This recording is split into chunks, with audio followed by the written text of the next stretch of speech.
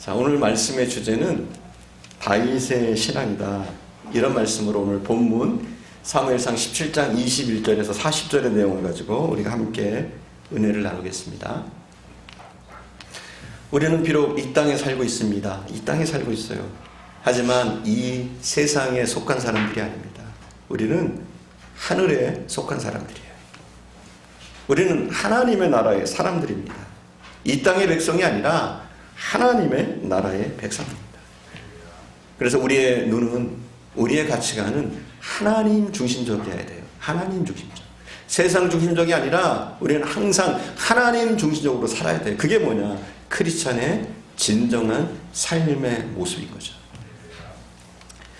제가 감히 이런 말을 드려요. 어떤 말이냐? 저는 우리 크리스찬 가운데는 좀 태극기 부대가 없었으면 좋겠어요. 그리고 우리 크리스찬 가운데는 대깨문도 없었으면 좋겠어요.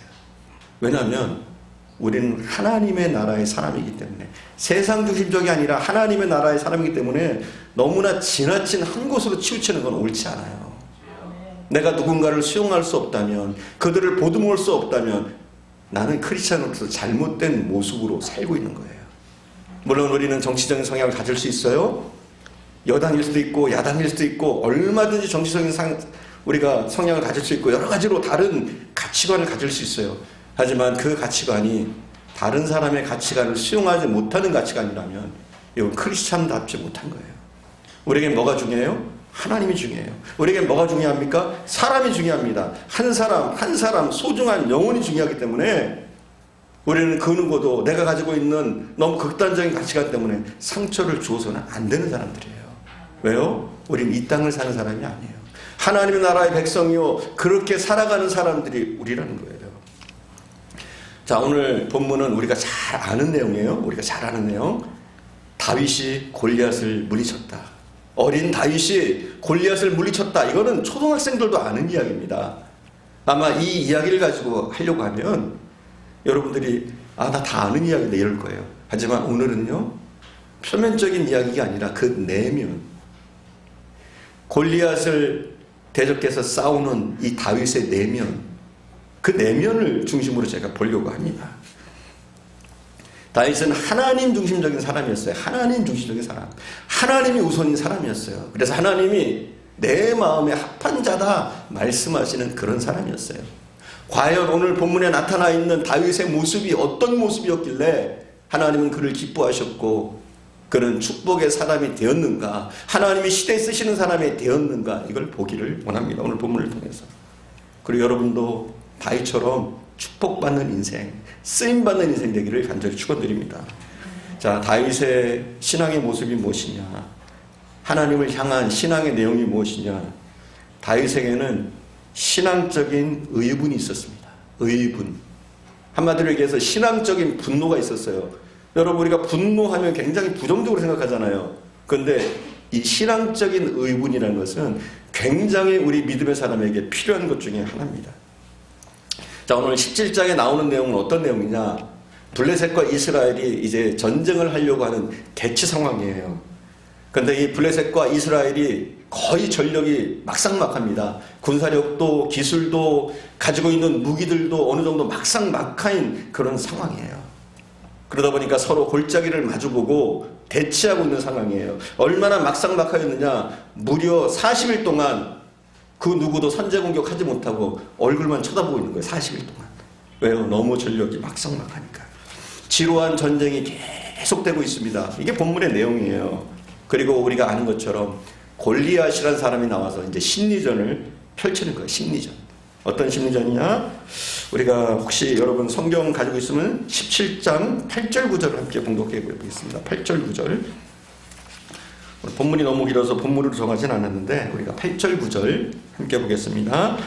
그가 가서 이스라엘 군대를 향하여 외쳐 이르되 너희가 어찌하여 나와서 전열을 벌였느냐? 나는 블레셋 사람이 아니며 너희는 사울의 신복이 아니냐? 너희는 한 사람을 택하여 내게로 내려보내라. 그가 나와 싸워 나를 죽이면 우리가 너희의 종이 되고 만일 내가 이겨 그를 죽이면 너희가 우리의 종이 되어 우리를 섬길 것이니라. 아멘. 자, 골리앗이라는 사람이 나와서 이제 심리전을 벌입니다. 그리고 나서 그는 하나님을 모욕하는 입에 담을 수 없는 말을 해요. 없는 욕을 해요. 이스라엘 백성들을 조롱합니다. 그의 군사력, 그들이 섬기는 하나님을 조롱합니다. 이 골리앗의 조롱 소리를 듣고 이스라엘 백성들의 반응은 무엇이냐? 자, 조롱을 받았어요. 그럼 어떤 마음이 생겨야 돼요? 화가 나야 돼요. 하나님이 모욕당하고 있어요. 하나님의 이름이 땅에 떨어지고 있어요. 그러면은 당연히 신앙의 사람은 어떻게 해야 되냐면 분노해야 돼요. 의분. 어떻게 저럴 수 있지? 어떻게 하나님을 욕할 수 있지? 이래야 되는데 이스라엘 사람들은 어떤 반응을 보였느냐? 조금 내려가서 본문을 보면 그 조롱하는 말들을 보고 11절에 보니까, 제가 봉독할게요. 11절에 보니까 사울과 온 이스라엘이 블레셋 사람의 이 말을 듣고 놀라 크게 두려워하니라. 뭐라고요? 놀라서 크게 두려워했다. 골리앗의 말을 듣고, 하나님이 조롱당하는 이 말을 듣고 그들은 어떻게 했느냐? 크게 두려워 떨었다. 이렇게 말하고 있어요. 하나님의 백성의 태도가 아니죠. 이스라엘의 모든 백성이 그랬어요. 골리앗의 소리를 듣고 하나님의 모욕당하는 모습을 듣고서 태연한 정도가 아니라 오히려 두려워 떨었다. 이렇게 말하고 있어요. 근데 오늘 본문, 우리가 정한 이 본문에 보니까 다윗은 어떤 모습이었느냐? 이스라엘의 모든 백성, 사울을 비롯한 모든 사람들이 두려워 떨고 있었는데 오직 한 사람, 두려워 떨지 않는 한 사람이 있었어요. 그게 누구냐? 다윗이에요. 26절. 오늘 본문인데요. 26절 함께 봉독하겠습니다. 26절. 다윗이 곁에 서 있는 사람들에게 말하여 이르되 블레셋 사람을 죽여 이스라엘 치욕을 제거하는 사람에게는 어떤 대우를 하겠느냐? 이 할례받지 않는 블레셋 사람이 누구이기에 살아계시는 하나님의 군대를 모욕하겠느냐? 뭐라고 그래요? 저가 무엇이길래 살아계신 하나님의 군대를 모욕하느냐? 하나님의 군대를 모욕하느냐? 왜 하나님을 모욕하느냐? 그는 이러고 있단 말이에요. 유독 한 사람, 다윗 한 사람만 분노하고 있습니다. 요즘 성도들의 안타까운 모습이 뭔 줄 아세요? 성도라고 하는데 안타까운 모습이 뭐냐면 신앙적인 분노가 없어요. 교회가 교회답지 못할 때 전혀 분노하지 않아요. 말씀의 권위가 땅에 떨어질 때 전혀 분노하지 않아요. 인간적인 속셈들이 교회를 어지럽히고 더럽힐 때 전혀 분노하지 않아요. 하나님의 영광이 교회를 통해서 오히려 가려질 때 전혀 분노하지 않아요. 성도가 능력을 잃어버릴 때, 교회가 힘을 잃어버릴 때 전혀 분노하지 않아요. 우리 성도들이 소금과 빛의 사명, 빛과 소금의 사명을 감당하지 못할 때 그것 때문에 전혀 분노하지 않아요. 여러분, 우리는 신앙적인 의분이 있어야 돼요. 분노가 있어야 돼요. 누가 캠퍼스를 변화시킵니까? 분노하는 사람. 캠퍼스의 모습을 보면서 분노하는 사람. 이 캠퍼스를 일으키겠다 분노하는 사람. 그 사람을 통해서 캠퍼스가 변화되는 거예요. 누가 직장을 변화시킵니까? 분노하는 한 사람. 이래서는 안 되지. 이건 신앙의 모습이 아니지. 신앙인들의 모습이 아니지. 신앙인이라면 내가 이런 모습을 살아서는 안 되지. 이렇게 신앙적인 분노가 있는 사람을 통해서 변화가 되는 거예요. 누가 가정을 변화시킵니까? 역시 마찬가지예요. 신앙적인 분노가 있는 사람. 우리 가정이 이렇게 살아서는 안 되는데, 이런 믿음의 모습이어서는 안 되는데, 이렇게 살아서는 안 되는데, 신앙적인 의분이 있는 사람, 그를 통해서 가정이 변화되는 거예요. 오스왈드 샌더스라는 분이 썼던 영적 지도력이라는 책이 있어요. Spiritual Leadership이라는 책이 있는데, 그 책에 보면 이 두 챕터에 걸쳐서 진정한 영적 리더는 어떤 모습이어야 되는가, 이 핵심적인 모습들을 이야기하고 있는데, 이 중에 꼭 크리스천 리더가 가져야 될 덕목 가운데 하나가 뭐냐면 분노라는 거예요. 분노. 신앙적인 분노. 신앙적인 분노는 사랑만큼 중요하다는 거예요. 우리가 사랑 얘기하잖아요. 우리 크리스천들이. 그것만큼이나 신앙적인 분노가 크리스천 리더들에게 필요하다는 거예요. 여러분, 의분은요, 사랑만큼이나 꼭 우리에게 필요한 거예요. 신앙적인 분노가 있는 그 사람에게 하나님의 놀라운 역사들이 일어나는 거예요. 악한 마귀는 지금 어떤 역사를 하고 있습니까? 어떤 일들을 하고 있습니까? 광명한 천사들의 모습을 해가지고 오히려 더 의롭게 보여요. 악한 마귀들이. 그리고 교회를 무너뜨립니다. 교묘하게. 교묘하게. 여러분, 이 사단들이 교회를 공격할 때 심각하게 공격하는 게 아니에요. 이단들이 교회를 공격할 때 모습이 보이도록 공격하는 게 아니에요. 교묘하게 공격합니다. 교묘하게 이단들. 교묘하게 교회를 무너뜨리고 교묘하게 말씀을 혼란시킵니다. 그리고 오히려 이단들의 특징은 자신들이 더 선한 것처럼 해요. 자신들이 더 선한 것처럼, 자신들이 더 옳다고, 교회는 잘못됐다고, 이런 모습으로 도전을 해옵니다. 우리가 이런 모습을 볼 때, 아, 그래, 이게 아니라 분노해야 돼요. 우리가 가진 복음, 이게 진짜라는 것을 믿고 때로는 분노해야 되는 거예요. 스님들이 쓴 책을 보면 이게 크리스찬 그 자유주의 신학자들이 쓴 책하고 비슷해요. 읽어보면. 그들이 주장하는 내용이 비슷해요. 뭐냐면 포용을 얘기해요. 포용을. 근데 이건 어떤 포용이냐? 신앙적인 포용을 얘기하는 거예요. 스님들이 뭐라고 얘기하느냐? 기독교에 구원이 있는 것처럼 우리 불교에도 구원이 있다 그래요. 또 기독교 자유주의 신학자들이 주장하는 게 뭐냐? 모든 종교에 구원이 있다 그래요. 비슷해요. 비슷해요. 그들이 주장하는 게 뭡니까? 조금 우리가 조금 너그러워야 되지 않겠느냐? 여러분, 그건 아니에요. 신학적으로는 너그러워서는 안 돼요. 우리가 삶에서는 좀 너그러워야 돼요. 크리스천들이. 이걸 혼동하면 안 되는 거예요. 사단이 이걸 헷갈리게 하는 거예요. 우리는 삶에서는 너그러워요. 때로는 양보도 하고요. 때로는 뭐 어떤 정치적인 거, 뭐 자기 가치관적인 거 가지고 막 싸울 필요가 없어요. 우리 크리스천들. 하지만 신앙적인 부분, 진리적인 부분에서는 틈을 줘서는 안 돼요. 우리는. 이게 크리스천의 모습이 돼야 되는데 우리에게 뭐가 없느냐? 거룩한 의분이 없어요. 그리고 사소한 거 가지고 화를 냅니다.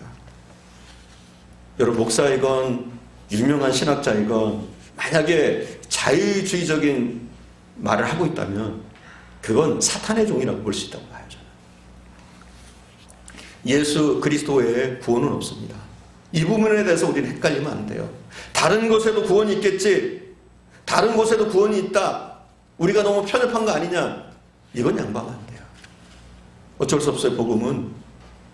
복음은 한 가지이기 때문에, 예수 그리스도를 통한 구원이기 때문에 우리는 그 부분에 대해서는 그 어떤 경우에도 양보할 수가 없어요.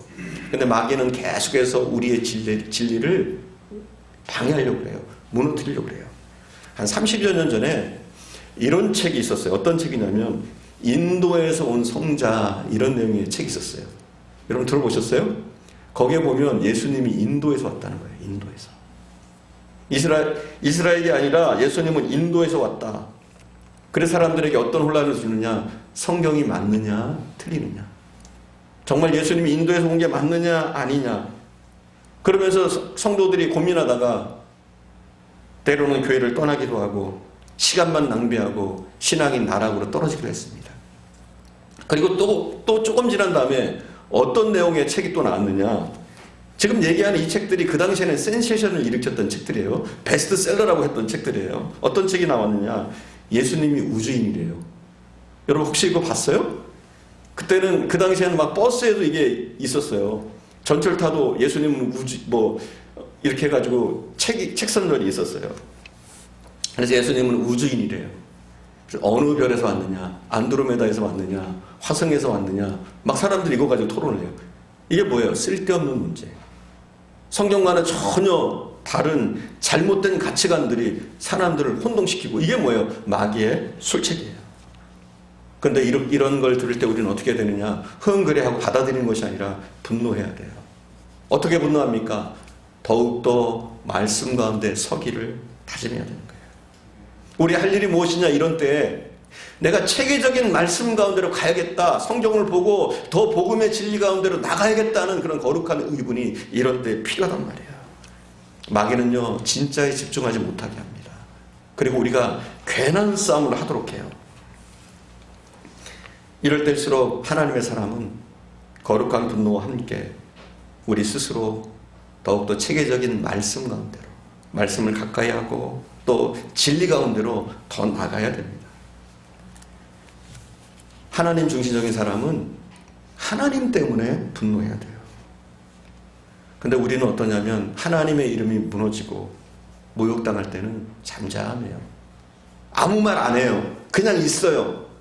근데 자기가 조금 자존심 상하는 일을 당하고 자기 이익이 침해당하는 일을 당하면 견디지 못해요. 누가 나를 무시해? 어떤 놈이 나를 무시해? 누가 나를 건드려? 이러면서 굉장히 환해하고 분노합니다.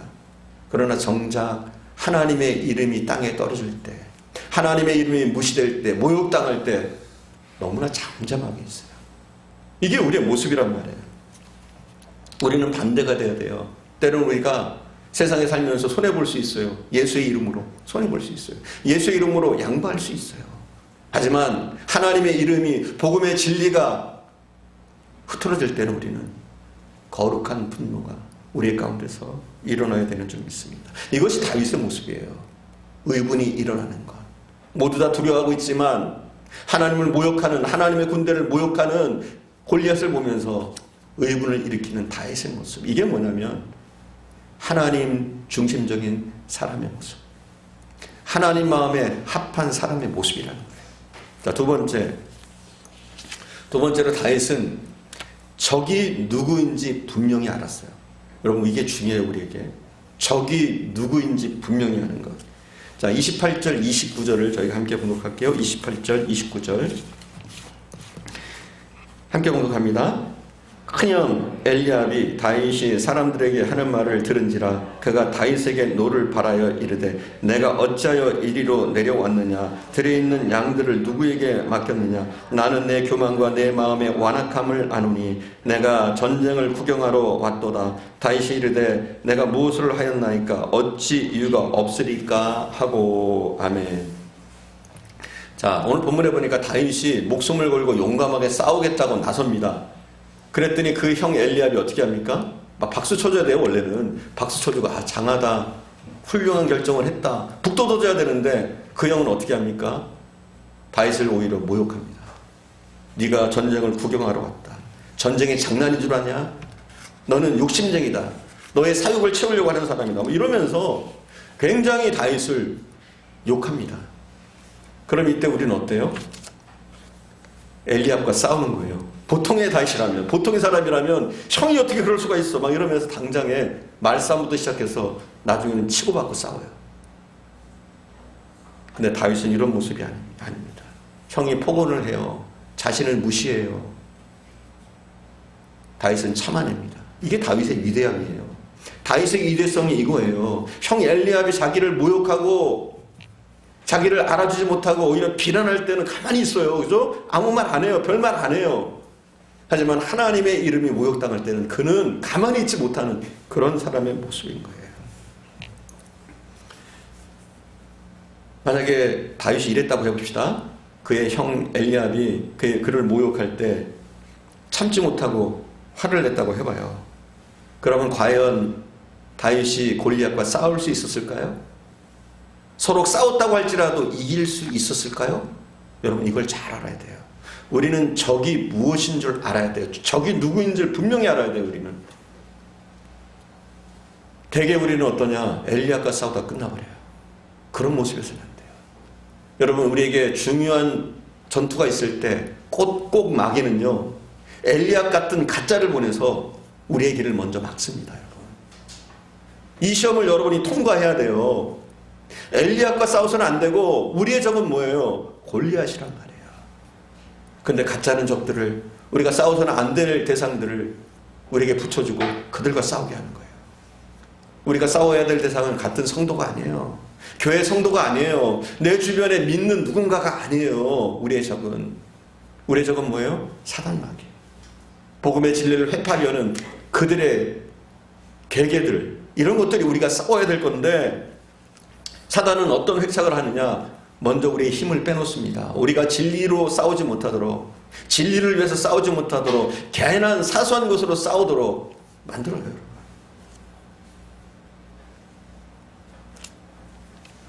다윗이 엘리압과 싸웠어요. 그리고 싸워서 이겼다고 해봅시다. 무슨 말 듣겠어요? 칭찬 듣겠어요? 너 훌륭하다? 아니죠. 배은망덕한 놈, 자기 형을 패는 놈, 이럴 거란 말이에요. 우리도 똑같아요. 더 이상 우리 크리스천들은 우리끼리 싸워서는 안 돼요. 여러분, 우리가 싸워야 될 대상은 진리를 방해하려는 세력들, 이단들, 악한 마귀의 세력들, 이게 진정 우리가 싸워야 될 거예요. 우리의 진리가 무너져 갈 때, 그때 우리는 일어나서 싸워야 되는 거예요. 그리고 우리 가정 가운데 있는 도전들이 있어요. 가정마다.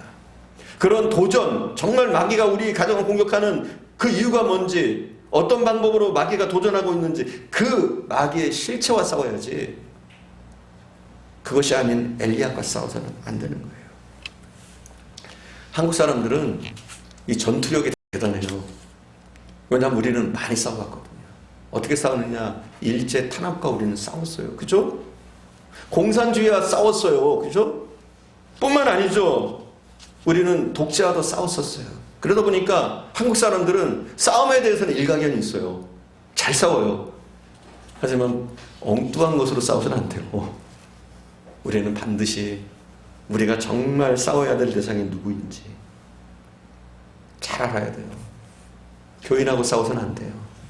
내 형제하고 싸워서는 안 돼요. 내 친구와 내 이웃과 싸워서는 안 돼요.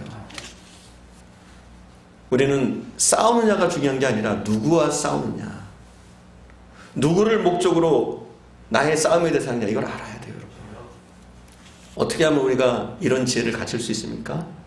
하나님 중심으로 생각하면 돼요.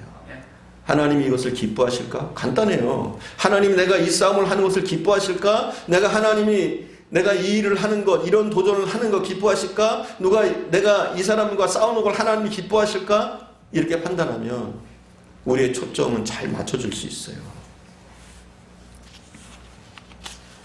바리새인과 이 율법사들이 예수님께 찾아서 묻습니다. 예수님께 찾아서 뭐라고 물어요? 가장 중요한 진리가 뭐냐? 이 구약 가운데 가장 중요한 진리가 뭐냐? 예수님께 물어요.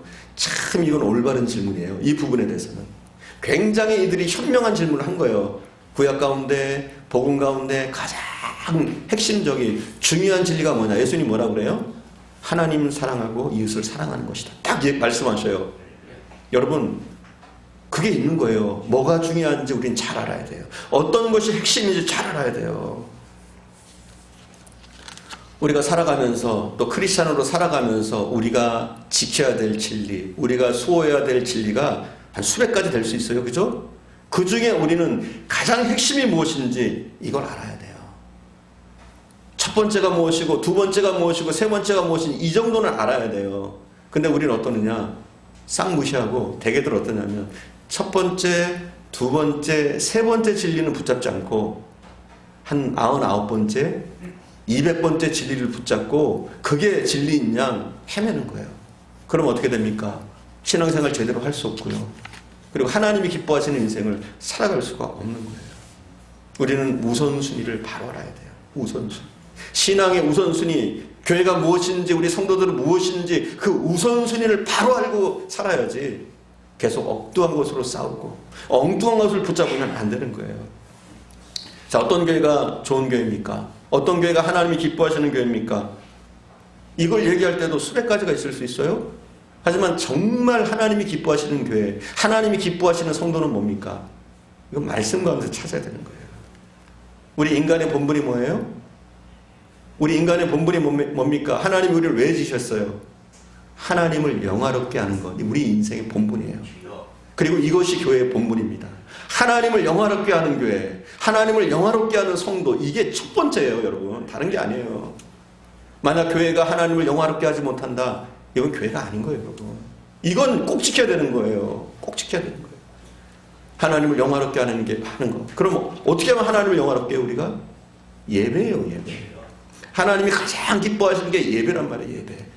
예배가 무너지면 안 돼요. 예배가 최고예요. 제일 첫 번째라고 볼 수 있어요. 그것이 하나님을 영화롭게 하는 것이고, 그 과정을 통해서 우리가 하나님을 만나게 되니까 예배가 먼저란 말이에요. 근데 다른 것으로 헤맵니다. 교회는 구제를 해야 된다, 막 이러면서 막 헤매는 사람들이 있어요. 왜 우리 교회는 구제를 안 해? 막 이러는 분들이 있어요. 교회는 봉사해야 되는데, 사회봉사에 참여해야 되는데 왜 안 해? 이렇게 한 100번째쯤 되는, 아니면 한 20번째, 30번째쯤 되는 진리를 붙잡고 오히려 교회의 본분인 예배를 등한히 하는 경우가 있어요. 이건 잘못된 거예요. 가장 중요한 건 우리는 하나님을 영화롭게 하는 것. 여러분, 두 번째가 뭔 줄 아세요? 두 번째. 순서는 조금 바뀔 수도 있는데 두 번째는 뭐냐? 우리가 하나님을 기뻐하는 거예요, 여러분. 우리가 하나님께 영광 돌리고 영화롭게 할 뿐만 아니라 두 번째 진리는 뭐냐? 하나님을 기뻐해야 돼요. 여러분 하나님을 기뻐하십니까? 여러분 예배 시간에는 쌩글쌩글 웃으셔야 돼요.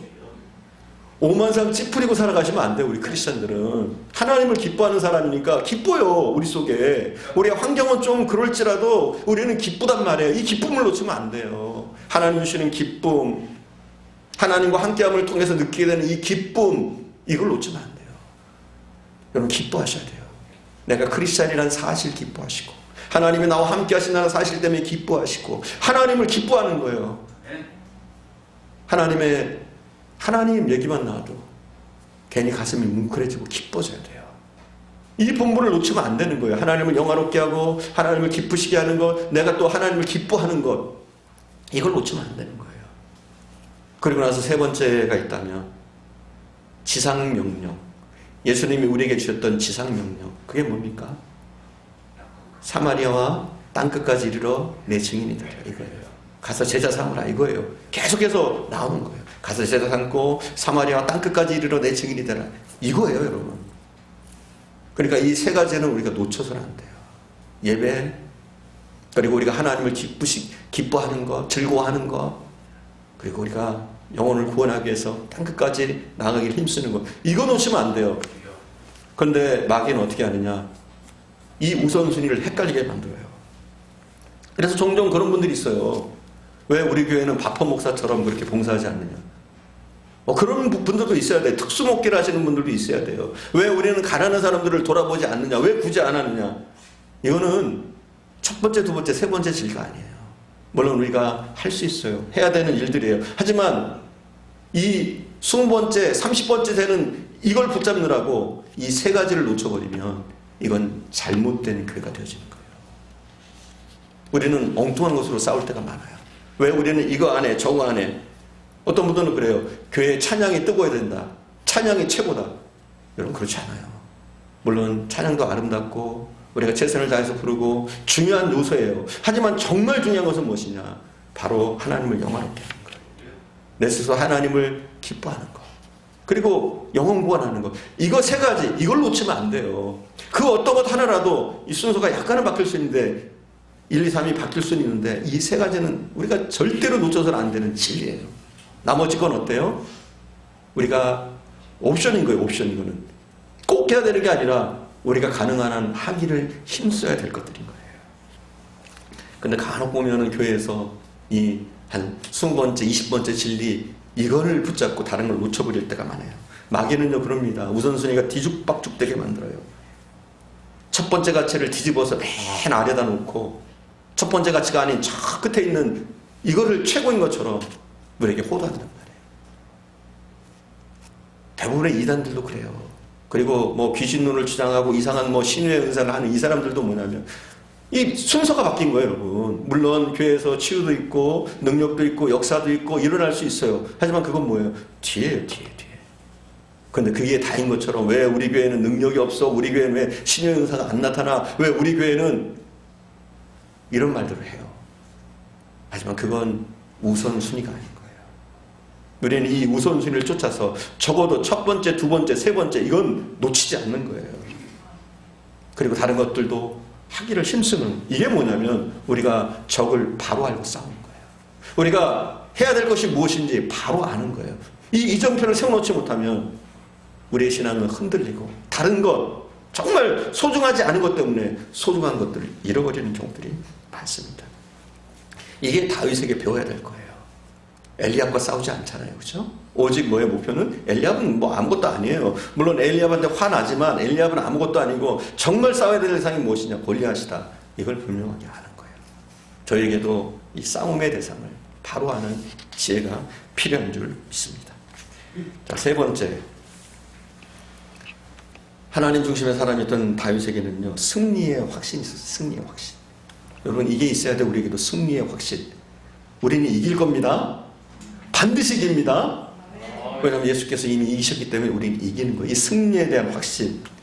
자, 그럼 다윗의 승리에 대한 확신의 이유는 뭐예요? 그 이유가 뭐예요? 다윗은 어떻게 그렇게 승리의 확신을 가지고 있어요? 신앙적인 체험이 있어요. 그러니까 체험적인 신앙도 중요한 거예요. 다윗에게는 그런 체험이 있었어요. 신앙적인 체험. 하나님의 능력을 의지해서 이겼던 체험. 그렇죠? 다윗은 하나님의 능력을 의지했기 때문에 이겼어요. 우리가 읽었던 본문에 보면 어떤 이야기가 나옵니까? 내가 곰이나 사자가 와서 양을 빼앗아갈 때 그것을 추적해서 쫓아가서 곰과 사자와 싸워서도 이겼다. 이게 있잖아요, 여러분. 여러분, 사람이 곰과 싸워서 이길 수 있습니까? 가능한 일이에요? 혹시 그런 분 있어요, 여기? 나는 곰과 싸워서 이기겠다. 자, 사람이 사자와 싸워서 이길 수 있어요? 이게 가능한 일입니까? 가능하지 않아요. 저는 불가능하다고 봐요. 자, 그럼 다윗은 어떻게 이겼습니까? 사자와 싸워서 이겼어요, 분명히. 곰과 싸워서 이겼다라고 얘기하고 있어요. 어떻게 이겼어요? 어떻게 이겼어요? 하나님을 의지했기 때문에. 그죠? 하나님을 의지하고 자기 능력이 아닌 하나님의 능력으로 이긴 거예요. 다윗에겐 그 경험이 있는 거예요. 그 엄청난 적, 사자와 곰, 하나님을 의지하고 싸움으로 이겼던 그 경험이 있는 거예요, 여러분. 제가 신앙생활을 하면서 또 목회를 이렇게 하면서 느끼는 건 뭐냐면, 제가 이제 신앙생활을 하면서 거두었던 열매들, 또 하나님이 복 주셨던 그런 내용들, 이런 것들의 밑바닥을 보면 무엇이 있었느냐? 대부분 내가 승리할 수 있었던 이유는 뭐냐면 하나님을 의지했기 때문이더라고요. 하나님을 의지했기 때문에. 내 힘, 내 능력으로 이긴 것이 아니라 하나님의 능력을 의지하고 기도함으로 이겼더라고요. 다윗이 그랬어요. 다윗은요, 하나님 앞에 엎드렸어요. 하나님을 의지했어요. 그가 약하기 때문에, 연약하기 때문에, 가진 것이 없기 때문에 하나님을 더 의지했어요. 여러분, 우리가 승리하는 법을 배워야 돼요. 승리하는 법은 다른 게 아니에요. 내 힘이 아니에요. 여러분, 절대로 내 힘을 의지하면 집니다. 내 힘으로 싸우면 엄청난 적을 만나면 질 수밖에 없어요. 하지만 여러분, 우리가 하나님을 의지하면, 하나님의 능력을 의지하면 우리가 도저히 상대할 수 없는 그 적도 이길 수 있습니다. 우리도 다윗처럼 사자와 곰과 싸워서도 이길 수 있는 능력이 우리 안에 있어요. 왜요? 하나님 우리와 함께 하시기 때문에. 우리가 하나님의 능력을 의지할 때 우리는 이길 수 있는 거예요. 사랑하는 여러분, 어떤 일이든 겁내지 마세요. 도전해보세요. 다 사람이 하는 일이에요. 일반적인 사람이 하는 일, 우리 크리스찬들은 더 잘할 수 있어요. 왜냐하면 우리의 힘이 아니라 하나님의 능력을 의지해서 하기 때문에 그래요. 이길 수 있는 거예요. 어떻게 보면 우리는 세상 사람들보다 훨씬 더 유능해질 수 있어요. 더 능력 있게 일할 수 있고 더 성공적인 삶을 우리 크리스찬들은 살 수가 있어요. 그들이 할 수 있는 한계가 있잖아요. 근데 우리 크리스찬에게는 한계가 없어요. 왜요? 하나님 의지하면 돼요. 근데 우리가 그렇게 능력 있는 삶을 살려면 첫 번째 단계가 뭐냐? 기도하는 거예요, 여러분. 기도 없이는 안 돼요. 하나님을 의지하는 그 기도 없이는 이길 수 없는 거예요. 다윗이 그랬어요. 다윗은 여러 차례 사자의 공격을 받고 곰의 공격을 받았습니다. 그때마다 그는 하나님을 의지했어요. 그리고 그 무시무시한 사자, 곰을 추적해서 때려 눕혔어요. 사람의 힘으로 가능한 일이 아니었죠. 여러분, 기도부터 시작하십시오. 포기하지 마시고 기도부터 시작하십시오. 정말 간절한 마음으로 하나님을 의지하고 기도하면 우리도 다윗처럼 사자와 곰과 싸워 이길 수 있습니다. 그리고 이런 경험들이 우리에게 쌓이다 보면 골리앗은 전혀 두렵지 않아요. 할렐루야? 전혀 두렵지 않은 거예요. 우리에게 이런 경험들이 축적되면, 이렇게 싸워서 이겼던 경험들이 우리에게 축적되면, 하나님을 의지해서 이겼던 경험들이 축적되면 어마어마한 적이라고, 이스라엘 모든 사람이 두려워 떠는 골리앗을 만나도 전혀 주눅들지 않습니다. 다윗, 인간적인 눈으로 보면 골리앗과 상대가 되지 않아요. 다윗과 골리앗, 그가 들은 무기만 봐도 상대가 되지 않아요. 체구만 봐도 상대가 되지 않아요. 갑옷의 질만 봐도 상대가 되지 않아요. 이기기는 불가능합니다. 하지만 결과는 어떻습니까? 다윗의 승리입니다. 다윗의 승리 정도가 아니라 골리앗은 완패했죠. 칼 한 번 제대로 휘둘러보지 못하고 죽습니다. 골리앗은. 아예 상대가 안 되는 거예요. 여러분, 우리 교회 성도들이 해야 될 일이 뭔 줄 아십니까? 때로는 불가능에 도전해보는 거예요. 중요한 거예요, 이게. 그리고 뭘 해요? 그 불가능한 시츄에이션을 가지고 기도하는 거예요, 여러분. 기도. 그냥 우리 힘으로 못 이겨요. 하지만 우리가 불가능한 그런 시츄에이션이 있다고 할지라도, 불가능한 상황이 있다고 할지라도 뭘 하느냐? 하나님을 의지하면서 기도하는 거예요. 그럼 먼저 내게 자신감이 생겨요. 자신감이. 기도해야 자신감 생기는 거예요, 여러분. 기도해야. 그리고 하나님의 전폭적인 도우심이 있으면 아무리 그 적이 클지라도, 골리앗일지라도 우리는 이길 수 있는 줄 믿습니다. 여러분, 물리치십시오. 그 어떤 충황부도한 골리앗 같은 적이라고 할지라도 물리치십시오. 여러분에게 뭐가 있느냐? 그런 권능, 그런 은혜가 여러분에게 있는 거예요. 오늘 이런 신앙적인 간절함들이 우리 크리스찬에게서 사라져가고 있어요. 신앙이 적용이 안 돼요. 우리가 하나님을 의지하면 우리도 다윗처럼 이길 수 있는데, 단순히 신화처럼, 단순한 성경의 이야기처럼만 우리가 받아들여요. 여러분, 다윗은 실존 인물입니다. 그가 겪었던 것은 사실이에요. 그는 불행하게 태어났어요. 우리가 저번에 봤잖아요. 그죠? 다윗이 얼마나 불행한 인생을 살았었는지. 그의 아버지에게도 형들에게도 대우받지 못하는 그의 삶에 대해서도 우리가 보았어요. 그랬습니다. 그는 힘없는 소년이었어요. 누구에게도 인정받지 못하는 사람이었어요. 자기 부모에게조차 인정받지 못하는 사람. 형들에게 왕따당하는 그런 사람. 하지만 그가 하나님을 의지했을 때, 기도하며 나갔을 때 그의 영성, 그의 믿음이 사자와 곰을 때려눕히고 골리앗을 물리칩니다. 우리 크리스천들에게 이 믿음, 이 영성이 필요합니다. 하나님을 의지하는 영성. 내가 이 사회에 빛과 소금의 사명을 감당하려는 영성이 필요해요. 우리는 우리 혼자 사는 사람이 아니야. 나 혼자 잘 먹고 잘 사는 사람이 아니라 우리는 빛과 소금의 역할을 감당해야 될 사람들이에요. 이런 우리가 믿음이 무너지고 영성이 무너져서는 안 되는데, 우리는 너무 쉽게 다른 것에 현혹되고 마귀의 속삭임, 그들의 사탕발림에 현혹돼서 엉뚱한 것을 쫓고 엉뚱한 것과 싸우고 있을 때가 많단 말이에요. 여러분, 이 시간 예배드리는 여러분이 이 시대의 다윗입니다. 이 시대의 대안이에요. 이 시대의 기독교적인 혁명가들이에요. 우리가 기도로 바꿔야 돼요. 우리가 믿음으로 분연히 일어나서 잘못된 부분들 고쳐나가야 돼요. 그리고 불신 세력들 물리치고 절망하는 사람들 일으키는 그런 분들이 되셔야 돼요. 다윗이 싸웠던 그 시대 이스라엘은 암흑기였어요. 암흑.